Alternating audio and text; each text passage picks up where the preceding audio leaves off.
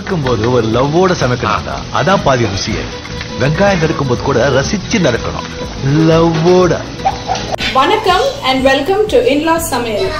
இன்னைக்கு இந்த வீடியோல நம்ம பார்க்க போற டிஷ் என்னன்னா புளியானம். இந்த டிஷ்ல என்னென்ன இன்கிரிடியன்ஸ் சேர்ந்திருக்கு, எப்படி செய்யலாங்கிறத எங்க மாமியார் சொல்லுவாங்க. வாங்க வீடியோக்குள்ள போலாம். வணக்கம், எல்லாரும் எப்படி இருக்கீங்க? இப்போ இந்த புளியானம் எப்படி செய்யறதுன்னு என் மருமக நான் சொல்லுவேன்னு சொன்னிச்சு. இப்போ சொல்றேன், பார்த்துக்குங்க. இப்போ ஒரு தேங்காய் எடுத்து பால் புளிஞ்சு வச்சிருக்கேன், மிக்சியில் அரைச்சி. இது வந்து தலைப்பால் தனியாக எடுத்து வச்சிருக்கேன். இதில் வந்து 2வது பால் 3வது பாலும் எடுத்து வச்சிருக்கேன். அதில் வந்து ஒரு 4 காஞ்ச மிளகாய் சுட்டு அடுப்பில் சுட்டு போட்டு வச்சிருக்கிறேன். அதுக்கப்புறம் ஒரு 2 பச்சை மிளகா, ஒரு சின்ன வெங்காயம் 4, அப்படியே பூண்டு பல் 4 தட்டி போட்டிருக்கிறேன். ஒரு எலுமிச்சம்பழம், சின்ன எலுமிச்சம்பழம் சைஸில் கொஞ்சம் புளி சேர்த்துருக்குறேன், கொஞ்சம் உப்பு சேர்த்துருக்குறேன். இவ்வளவும் போட்டு ஒரு 1/2 கரண்டி மஞ்சத்தூள் போட்டு நல்லா பிசைஞ்சு, கையிலே பிசைஞ்சு ரெடி பண்ணி வச்சுருக்கிறேன். அது வந்து தாளிக்கிறதுக்கு கொஞ்சம் கருவேப்பிலை, அப்புறம் கொஞ்சம் பூண்டு 4 பல் 5 பல் பூண்டு, 3 காஞ்ச மிளகா, அப்புறம் கொஞ்சம் சின்ன வெங்காயம், ஒரு 5 சின்ன வெங்காயம் போதும், 5லேருந்து 6 போதும். இதெல்லாம் ரெடி பண்ணி வச்சுருக்கேன். இது இப்போ எப்படி செய்கிறதுன்னு நம்ம பார்க்கலாம். ஒரு அளவான சட்டி எடுத்துக்கோங்க. சட்டி சூடானதும் அதில் கொஞ்சம் எண்ணெய் ஆட் பண்ணுங்க. இப்போ கொஞ்சம் எண்ணெய் சேர்த்துக்கிறோம். கொஞ்சமாக எண்ணெய் சேர்த்தாச்சு அது தாளிக்கிறதுக்கு. ஓகே. இப்போ எண்ணெய் பொரிஞ்சதும் நம்ம எண்ணெய் காஞ்சதும் என்ன பண்ணோம், கொஞ்சம் கடுகு உளுத்தம் பருப்பு சேர்த்தாச்சு. இப்போ கடுகு உளுத்தம் பருப்பு பொரியும் போது நம்ம என்ன பண்ணுறோம், இந்த பூண்டு தட்டி வச்சுருக்கோம்ல, இந்த பூண்டு கொஞ்சம் சேர்த்துக்குருவோம். சரி, பூண்டு சேர்த்துக்குவோம். அப்போ வாசனை நல்லாயிருக்கும். அப்புறம் கொஞ்சம் கருவேப்பிலை, ஒரு கொத்து கருவேப்பிலை சேர்த்துக்குவோம். அப்புறம் ஒரு 3 காஞ்ச மிளகா, இதையும் நம்ம சேர்த்துக்குவோம். நல்லா பொரிய வச்சுக்கோங்க.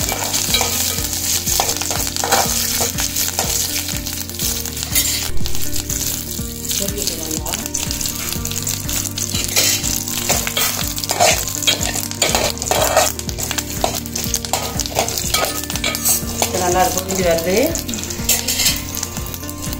பொரிஞ்சதும் ஒரு 5லேருந்து 6 சின்ன வெங்காயம், 5லேருந்து ஒரு 6 சின்ன வெங்காயம் கட் பண்ணி வச்சுருக்கேன். அதையும் நம்ம இதில் சேர்த்துக்குவோம். சேர்த்து நல்லா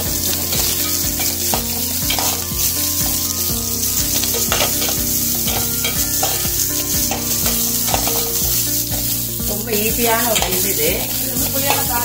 ஆமாம், இது புளியானம் வந்து தாளிச்சு தான் செய்யணும், அப்போ தான் நல்லாயிருக்கும்.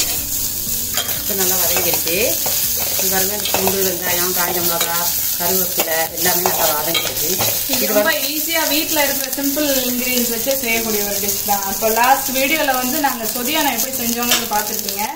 அது மாதிரி தான் புளியானமும். அதுக்கு வந்து தேங்காய் பால் ஆட் பண்ணுவோம். இதுக்கு வந்து புளி தான் மெயின் இன்கிரீடியன்ட்டு. அதில் சேர்க்குற இன்கிரீடியன்ஸும் ரொம்ப சிம்பிளாக தான் இருக்கும். இதோட நீங்கள் தொட்டுக்கிறதுக்கு ஏதாவது அப்பளம் இல்லை முட்டை பொரிச்சா கூட ஈஸியாக ஒரு லஞ்ச் முடிச்சிடலாம். இப்போ நம்ம இதெல்லாம் கரைச்சி வச்சுருக்கோன்னு முன்னாடியே நான் உங்கள்கிட்ட சொல்லியிருக்கிறேன் இதில் என்னென்ன சேர்த்துருக்குறேன்னு. இப்போ இதில் வந்து 2 தடவை புளிஞ்ச தேங்காய் பால், அதில் வந்து கொஞ்சம் மஞ்சத்தூள் போட்டிருக்கேன், ஒரு கரண்டி உப்பு போட்டிருக்கிறேன். அதுக்கப்புறமா வந்து ஒரு 2 பச்சை மிளகாய் சேர்த்துருக்குறேன். 4 காஞ்ச மிளகாயை அடுப்பில் நம்ம நெருப்பில் சுட்டு அதில் போட்டிருக்கேன். ஒரு 4 பல் பூண்டு தட்டி போட்டிருக்கிறேன். சின்ன வெங்காயம் ஒரு 4 வெங்காயம் போட்டிருக்கிறேன். இது இவ்வளோதையும் போட்டு நல்லா பிசைஞ்சு விட்டுட்டேன். கையில் பிசைஞ்சு விட்டு தான் நம்ம அதை செய்யணும், கரண்டிலெல்லாம் மசிக்க முடியாது.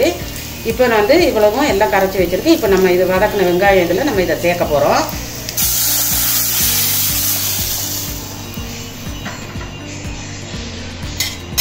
இப்போ அதில் சேர்த்தாச்சு. ஒரு கிளறி விட்டுருவோம். கிளறி விட்டு இது ஒரு கொதி வரும்போது, நல்லா கொதிச்சு வரையில் நம்ம அந்த தலைப்பால் சேர்க்கணும். இப்போ பாருங்கள், நம்ம இதெல்லாம் சேர்த்தது மிக்ஸ் ஆனது இப்போ கொதிச்சிக்கிட்டு இருக்கு. இது நல்லா இந்த அளவுக்கு தான் கொதிக்கணும். நல்லா கொதி வந்துருச்சுங்க. இதுக்கு தண்ணி பால்லாம் தேவையில்லை, தலைப்பால் மட்டும் போதும். இல்லை, தண்ணி பாலில் 2வது பால் 3வது பாலில் தான் இப்போ நான் இது வந்து ரெடி பண்ணியிருக்கேன். ஓ, ஃபர்ஸ்ட்டு தண்ணி பால் ஊற்றிடணும். தண்ணி பாலில் 2வது தடவை 3வது தடவை புளிகிற பாலில் தான் நல்லா கொதிக்குது. இப்போ நம்ம என்ன பண்ணணும், இப்போ தலைப்பாலை சேர்க்கணும். அதில் ரொம்பவும் கொதிக்க விட்டுறக்கூடாது. இதை பார்த்துக்கோங்க, இதுதான் தலைப்பால் சேர்க்கணுதில்.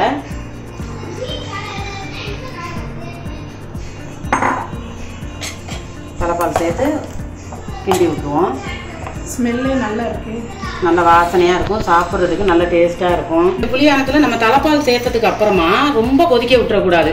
இப்படி லைட்டாக அந்த நுரை கொதிச்சு வர்ற மாதிரி வரும்போது நீங்கள் அடுப்பு ஆஃப் பண்ணிடணும். இது வெரி சிம்பிளான டிஷ்ஷு, ரொம்ப ஈஸியாக ஒரு 10-15 மினிட்ஸ்லாம் முடிச்சிடலாம். அதை இது சூடாக சாதத்தில் ஊற்றி பெண்ணு சாப்பிட்றதுக்கு ரொம்ப டேஸ்ட்டாக இருக்கும். கண்டிப்பாக ட்ரை பண்ணி பாருங்கள். நம்ம சேனலை புதுசாக பார்க்குறவங்க கண்டிப்பாக நம்ம சேனலுக்கு சப்ஸ்கிரைப் பண்ணுங்கள். அடுத்து ஒரு நல்ல வீடியோவோட உங்களை சந்திக்கிறோம். until then bye. பாய். சமைக்கும் போது ஒரு லவ்வோட சமைக்கணும்டா, அதான் பாதி ருசியே. வெங்காயம் நறுக்கும் போது கூட ரசிச்சு நறுக்கணும், லவ்வோட.